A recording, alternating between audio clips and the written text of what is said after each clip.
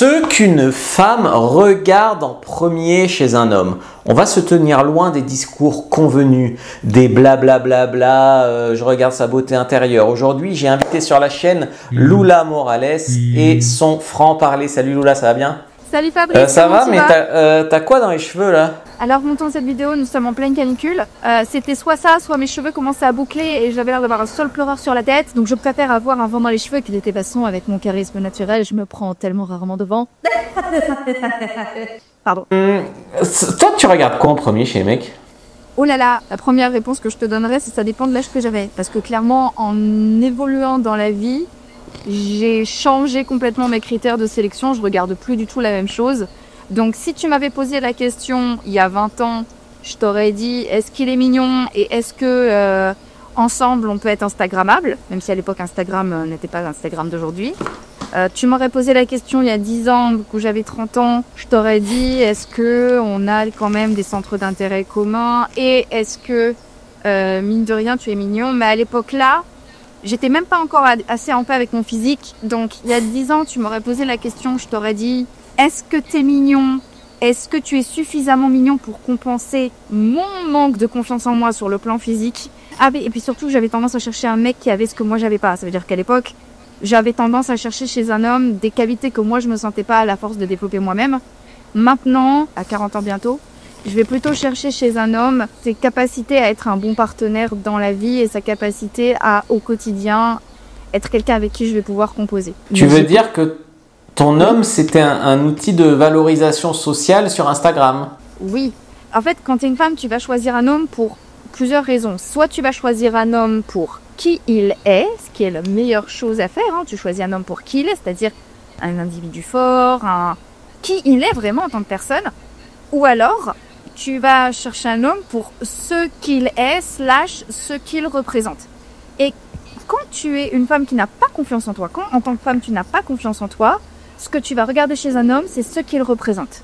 Et en fait, pendant très longtemps, avant même moi de gagner justement mon amour de moi, de me conquérir et de conquérir ma confiance en moi, ce qui est relativement récent et ce qui n'a pas été soudain, ça a été très progressif, j'ai beaucoup eu tendance quand j'étais jeune à rechercher un homme pour des qualités qu'il n'avait pas. Exemple, j'ai toujours voulu avoir une certaine reconnaissance sur le plan professionnel et du coup, ça faisait que j'avais tendance à chercher un homme qui allait me valoriser, on va dire, socialement à travers deux aspects. C'était soit son physique, donc je voulais un mec qui ait un physique de jeune premier, et en plus de ça, je cherchais un mec qui avait une certaine notoriété sur le plan professionnel que moi je cherchais désespérément à m'apporter en fait. Et c'est seulement quand j'ai compris que je pouvais me l'apporter moi-même et que j'ai commencé à travailler sur moi pour me l'apporter moi-même que ces hommes-là m'ont beaucoup moins intéressée en fait. D'accord, intéressant. Est-ce que qui se ressemble s'assemble alors en termes de catégories socio-professionnelles, de choses comme ça? J'ai tendance à dire oui. Pareil, là encore, il y a deux manières de faire. Si tu prends effectivement un homme pour ce qu'il est, tu vas chercher quelqu'un qui te soit dans une certaine mesure semblable, donc avec qui vous allez avoir un background commun, un socle culturel commun, potentiellement une catégorie socio-professionnelle à laquelle tu es à l'aise, etc.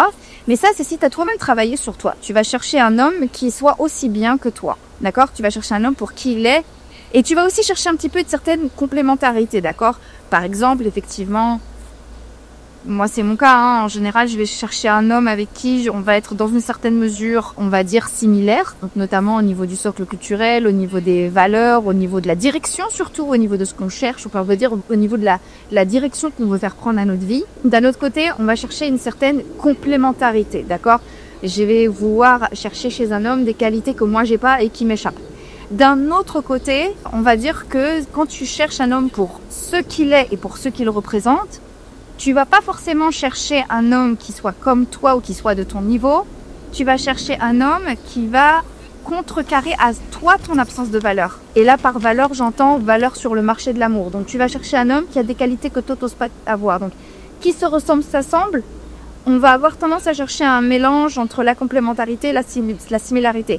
La complémentarité sur le plan des qualités, sur le plan de ce qu'on a apporté dans une relation, mais en même temps la similarité sur le plan de la culture, sur le plan de la catégorie socio-professionnelle sur le plan du socle, oui, voilà, du socle culturel. Est-ce que c'est clair ce que j'explique ou pas? Oui, oui. Moi, ça m'a frappé à quel point, des fois, plus la fille était petite, plus elle disait ah, il me faut un homme grand, il me faut un homme grand, tu vois. Alors qu'une fille qui est grande, des fois, elle s'en fiche de la taille du gars. C'est vrai, c'est très très vrai. Et là encore, on est vraiment sur une question de compensation et de complémentarité. En fait, j'ai entendu beaucoup de femmes effectivement chercher un mec plutôt grand. Mais quand une femme est plus petite, beaucoup d'elles veulent juste un mec enfin, certaines veulent juste un mec légèrement plus grand qu'elles. Et quand elles sont petites, c'est facile de trouver un mec très légèrement plus grand que toi. Je m'en souviens d'une qui faisait genre 1m58 ou quelque chose comme ça. Et qui commence à me dire qu'elle préférait que je fasse 1m80 quand même. Hein, parce que quand même... Mais c'est vu, c'est vécu. Mais là encore, hein, c'est quand tu veux un mec pour ce qu'il est et pas pour qui il est. Tu vois ce que je veux dire? Est-ce qu'elle veut, c'est pas Fabrice. Est-ce qu'elle veut, c'est un mec grand. Ça, c'est ce qu'il est, c'est pas qui il est. Tu vois la différence ou pas? Ah, mais je m'en fous, je couche avec elle quand même. Moi, je m'en fiche complètement. Hein. Non, c'est pas ça, t'inquiète pas. Ce que je voulais te demander, donc, qu'est-ce qu'une femme regarde en premier? Parce que je sais que tous les médisants, ils ont déjà mis un commentaire en disant sa voiture, la couleur de sa carte bleue ou ses gros biceps.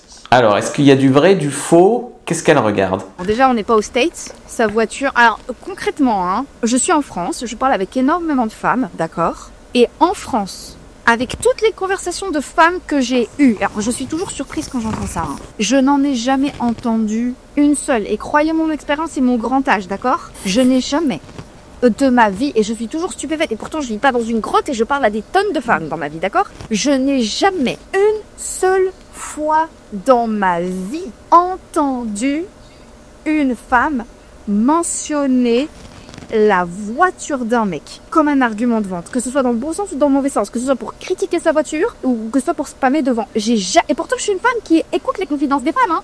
La taille, oui, le physique, oui, l'argent souvent, non pas tout à fait souvent, mais l'argent, oui, d'une certaine manière, mais encore pas tout à fait de la manière qu'on croit, j'y reviendrai plus tard.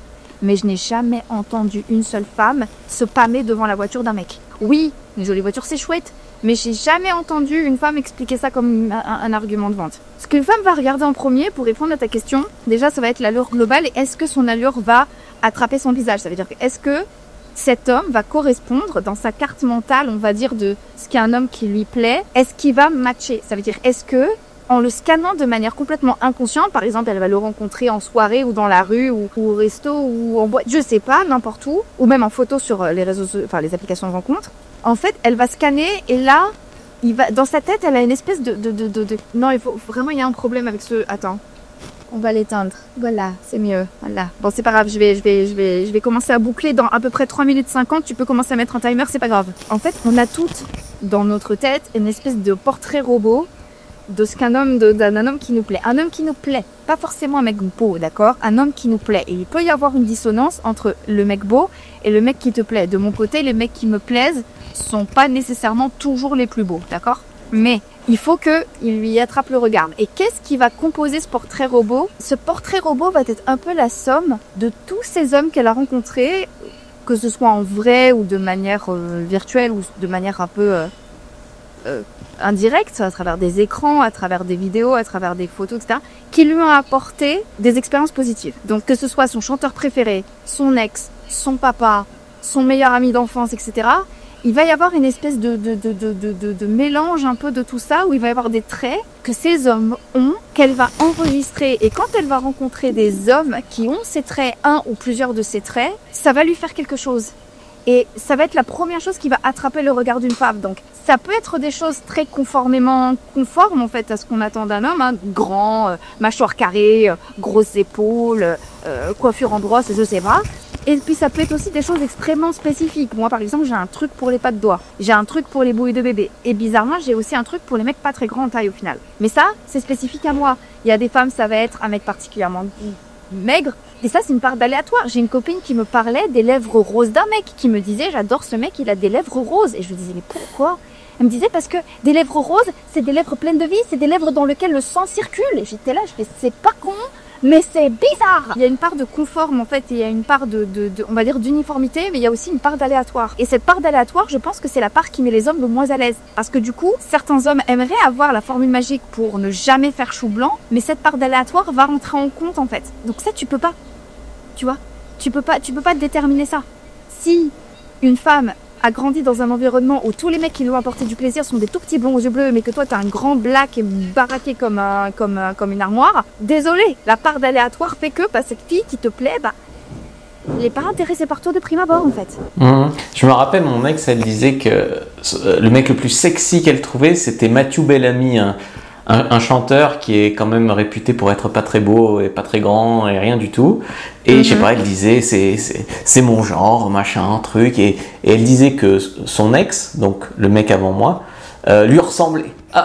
C'était pas un compliment du coup. Mais oui. Tu vois, ça confirme un peu ce que tu dis. Exactement, mais c'est terrible. Genre, j'ai des celebrity crush et les celebrity crush, et voilà, à chaque fois que je me pâme devant un mec, mon mec me regarde et me dit mais je dois être moche en fait, t'es fou, il se fout de ma gueule comme ça. Je fais ce mec il a un truc, il a un charme, etc. Et il me regarde, mais en fait, si toi t'es amoureuse de moi, mais je dois être dégueulasse en fait. Genre Tom Segura, Ricky Gervais, etc. Pourquoi ? Parce que ce sont des mecs qui ont de l'esprit, du bagou, etc. Et justement, Ricky Gervais, typiquement, il a cette tête de gentil. Tu vois, il a ce petit dad bod, il a cette petite tête de gentil, il a cet humour caustique, qui est la somme de beaucoup d'hommes qui m'ont donné des expériences agréables, qui fait que moi, quand je vois Ricky Gervais, je fais...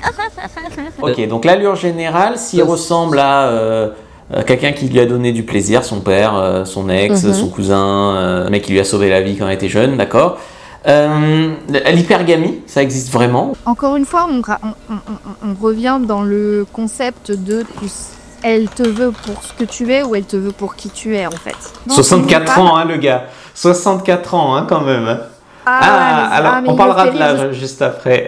Ah ouais, non, mais il me fait rire jusqu'au bout de la nuit, Ricky Gervais. Et pas que. Tu m'enfermes seul dans une pièce avec Cristiano Ronaldo ou Ricky Gervais, c'est pas Cristiano Ronaldo qui me pécho en fait. Ou alors, Cristiano Ronaldo est très drôle. Vraiment, tu m'enfermes dans une pièce avec Kylian Mbappé et Ricky Gervais, c'est pas Kylian Mbappé qui a ses chances avec moi. Voilà. Et pourtant, voilà, mais c'est parce que c'est vraiment mes goûts personnels. Mais après, c'est mes goûts à moi et je prétends pas que ça s'applique à toutes les femmes. Maintenant, tu parlais d'hypergamie. Est-ce que c'est vrai ou pas? L'hypergamie, je pense que c'est un truc. De la même manière que la polygamie est un truc chez les hommes. Tu vois ce que je veux dire? C'est-à-dire que dans l'hypergamie et dans la polygamie, on va rechercher, et d'ailleurs ce serait plutôt hyperandrie parce que gamme, c'est féminin. Mais oui, c'est un truc. Mais de la même manière, en fait, qu'un homme qui va vouloir la polygamie, c'est un homme qui va vouloir plus de femmes que lui, il est, mais en quantité. Alors que pour l'hypergamie, une femme va vouloir plus que ce qu'elle est, elle, mais en qualité. Mais en fait, c'est un peu le penchant féminin de la polygamie chez l'homme, en fait. Est-ce que ça a du sens pour toi? J'ai pas trop compris. Un homme qui veut plusieurs femmes, c'est un homme qui cherche la polygamie. On est d'accord? Oui. Et donc, c'est un homme qui va chercher... Lui, il est un homme. Et il va chercher plusieurs femmes. Donc, il va chercher plus que ce que lui n'est. Jusque-là, je suis d'accord. Mais du coup, il va chercher en quantité de femmes. Il va chercher plus de femmes. Ouais, ça j'ai compris. Voilà.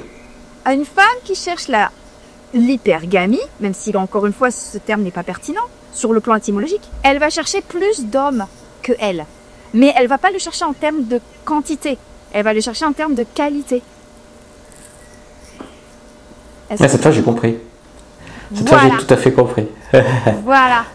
Une femme qui veut de l'hypergamie, c'est une femme qui veut plus d'hommes que ce qu'elle n'est de femmes, mais elle va le chercher sur le plan de la quantité, de la qualité, pas de la quantité. Ok, alors moi j'ai des questions à te poser.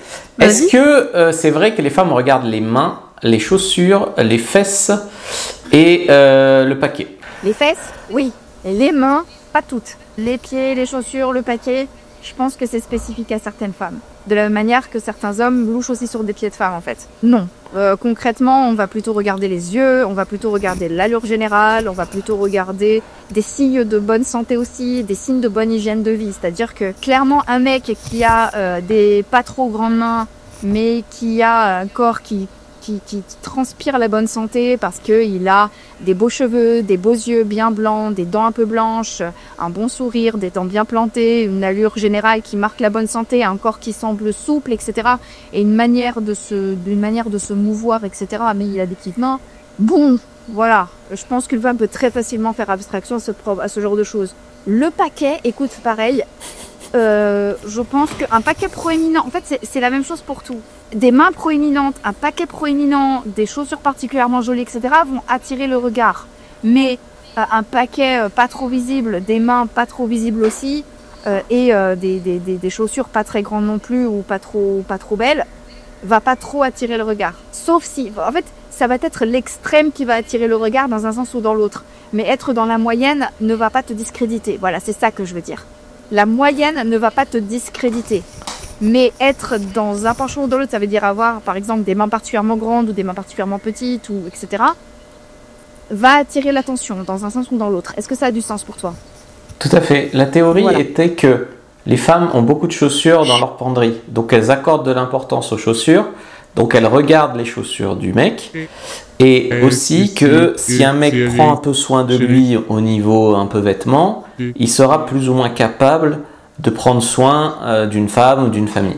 C'était ça la théorie derrière qu'elle regarderait ça. Alors, au niveau des chaussures, je sais pas, j'ai 3 paires de chaussures en tout et pour tout, inclus ma paire de chaussures de sport. Et je suis une coureuse à pied, donc je suis un très mauvais exemple là-dessus. Je connais pas de femme qui me fait des commentaires sur les chaussures, vraiment. En ce qui concerne en revanche les vêtements, oui. Pourquoi? Parce que les vêtements apportent énormément d'informations, que ce soit au niveau de leur qualité, ça veut dire de la matière, la couleur, les tissus, le tombé, etc.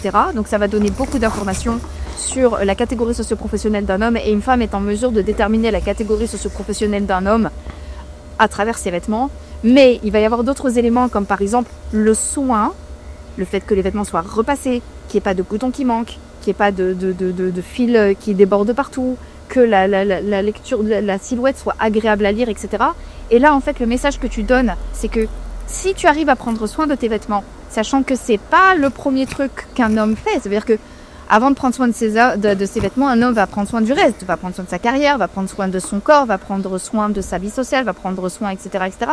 Donc si un homme a l'énergie nécessaire pour avoir une carrière, une maison, etc., mais en plus de prendre soin de son physique et également prendre soin de ses vêtements, le message qu'il transparaît, le sous-texte en fait qu'il envoie dans son allure, c'est « j'ai tellement de stamina, j'ai tellement de pulsion de vie, j'ai tellement d'énergie » qu'en plus de ma carrière, en plus de mes amis, en plus de ma vie sociale, en plus de mes familles, en plus de ma maison, etc., j'ai de l'énergie pour m'occuper de mon corps et j'ai de l'énergie pour penser à mes vêtements. Et donc, tu transmets, en plus du reste, en plus de signaux d'hygiène de vie, tes cheveux, tes yeux, ton corps, ton allure, ta peau, etc., tes dents, en fait, le message global que tu transmets à travers ton allure générale qui englobe tes vêtements et le reste, le message que tu transmets, c'est « j'ai énormément de pulsion de vie en moi pour pouvoir aussi avoir un physique avantageux. » Et donc là, waouh, genre prendre soin de son physique, là pour le coup, le message que tu transmets est très fort. Parce que clairement, tu montres que tu ne manques pas d'énergie. Et donc, oui, tu es très rassurant. Parce qu'une femme qui te rencontre se dit, cet homme va pouvoir bien s'occuper de tout et de ses responsabilités en général. Ok. Alors pour terminer, deux autres choses. Pardon, juste un truc, sous réserve que le reste suive. Sous réserve qu'il ait une carrière, sous réserve qu'il sache s'occuper de sa maison, sous réserve qu'il ait une vie sociale, etc. etc. C'est la cerise sur le gâteau. Voilà. Parce qu'il y en a qui mettent tout dans les vêtements et après il n'y a rien. Ouais, mais ceux-là, en général, quand une femme a un QI à 3 chiffres ou plus de 23 ans, elle s'en rend vite compte. Ça marche. Alors, deux autres choses pour terminer. Est-ce que la posture, c'est important? Et est-ce que la voix, c'est important? Oui et oui. Pour deux raisons. La posture, oui. Parce que la posture est un révélateur. L'évo-psychologie le dit, mais après l'évo-psychologie, bon, ça va, on est sur ta chaîne à toi, donc je sais que beaucoup de gens peuvent être sensibles en fait à... Si, on connaît. On est beaucoup plus sensible au langage non verbal, aux expressions faciales et à ce genre de choses. Donc oui, un homme qui sait se tenir, un homme qui te... Mais ça rentre dans une communication non verbale globale, pas exclusivement le fait de savoir te tenir. Ça va avec le fait de regarder les femmes dans les yeux, ça va avec le fait de prendre sa place, de prendre le juste espace dans l'environnement dans lequel tu es. Ça passe par justement l'amplitude de tes mouvements, la fluidité de tes mouvements, etc., etc. Donc si en plus de ça, effectivement, tu tiens droit, eh bien oui, ça compte. Et en ce qui concerne la voix, oui, ça peut compter aussi, et oui, ça compte. Parce que la voix peut être un marqueur en fait à la fois d'aisance, au niveau de l'octave, au niveau du débit, etc. Mais c'est également un marqueur de testostérone en fait. Donc oui, la voix compte. Un homme qui est super beau, qui est très mignon, qui te regarde avec confiance et qui te fait « Salut !» C'est chiant quoi. Genre ça, tu perds quand même un petit peu d'aura, oui effectivement. Et à calvitie? Ça dépend. Il y a des femmes qui n'ont aucun problème avec les mecs chauves. Et les cheveux, ça peut compter. parce que sur le plan du patrimoine génétique aussi, hein, ça te donne des informations. Mais c'est aussi un marqueur de testostérone. Et je pense que si t'es chauve, mais que t'es gaulé comme Bruce Willis, bon ça passe. Si t'es chauve et que t'es gaulé comme un crayon, ça passe moins bien. Je suis désolée de le dire. Je suis extrêmement cynique là-dessus en termes de séduction. Il y a pour moi le principe des vases communicants en séduction. Si tu pêches d'un côté, tu peux compenser d'un autre côté. Donc si tu es chauve mais que le reste de ton physique est impeccable, ça passe. C'est la même chose avec la taille en fait. Si tu es petit en taille mais que ton physique est impeccable, je te jure qu'on te pardonne. Enfin pardonne, je mets un très gros guillemet, mais je te jure que ça passe très bien d'être petit quand ton physique est impeccable. C'est la même chose quand tu es chauve. Si à côté de ça tu es musclé, le message que tu transmets c'est j'ai tellement de testostérone que mes cheveux sont tombés, mais mate-moi ça. Et la barbe? Pareil en fait, la barbe aussi est un marqueur de testostérone, donc si t'es chauve mais que t'es barbu, mais qu'à côté de ça aussi ton corps marque la jeunesse et la bonne santé et la testostérone, ça passe. Ok, et l'âge? Oui, l'âge compte, mais dans une certaine mesure, je veux dire là aussi, on est dans la même chose qu'avec les mains, les pieds, etc. On va dire qu'il y a une espèce de fenêtre dans laquelle ça passe inaperçu, et quand tu sors de cette fenêtre, en général donc l'écart d'âge un peu trop grand, ça commence à compter. Parce qu'en général, les femmes préfèrent les hommes un peu plus âgés et les hommes, les femmes un peu plus jeunes. C'est vrai. C'est une réalité. Parce que là encore, dans les psychologies évolutives, ça a du sens. Je suis désolée, ça fait pas de moi une personne rétrograde ou une pick-me ou une tradwife ou ce que tu veux. C'est un fait. Un homme plus âgé a plus d'expérience et donc une certaine stabilité, même en général un peu plus d'expérience de vie, donc c'est mieux. Et une femme plus jeune a une meilleure fertilité. Je déteste cette idée, d'accord? Je suis âgée moi-même, d'accord? Je déteste ce que je suis en train de dire, mais c'est une réalité, oui. Ok, parce que l'humoriste que tu m'as dit, là, il a 60 quelques années, hein, j'ai regardé, j'ai googlé. Ah, mais c'est pas son âge le problème en fait. Là, il aurait 20 ans de moins. C'est la distance. Non, en fait, non, bien évidemment, je perçois bien qu'il est beaucoup plus âgé que moi. Mais en fait, à partir d'un certain âge, je te rappelle que, encore une fois, je suis plus toute jeune, je vais avoir 40 ans. Moi, je suis à un âge où l'âge ne compte plus, d'accord? Moi, je suis à un âge où je m'en fous. Parce que, justement, je suis moi-même plus âgée. Donc, on va dire qu'à 25 ans, non, Ricky Gervais, il m'aurait pas pécho à 25 ans, c'est sûr. Je l'aurais sorti le « Eh, tu pourrais mon père !» Ok, intéressant. Eh ben écoute, je crois que c'est beaucoup plus clair sur ce que les femmes regardent en premier chez un homme. C'est un peu la loterie, donc il vaut toujours mieux tenter sa chance en vérité. Hein, c'est un peu la morale. Oui, et puis il faut surtout essayer de composer avec les armes dont tu disposes et essayer de te développer toi. En fait, oui, bien sûr. Je veux dire, au bout d'un moment, oui, c'est la loterie. T'es un grand blond, t'es un petit black, t'es un beau gosse maghrébin timide. Tu joues avec les cartes que la vie te donne et t'essaies juste de développer. En fait, t'as une marge de manœuvre et c'est vraiment, pour moi, c'est ça la leçon en fait. C'est, tu pourras pas plaire à tout le monde, toi qui me regardes, jeune viewer.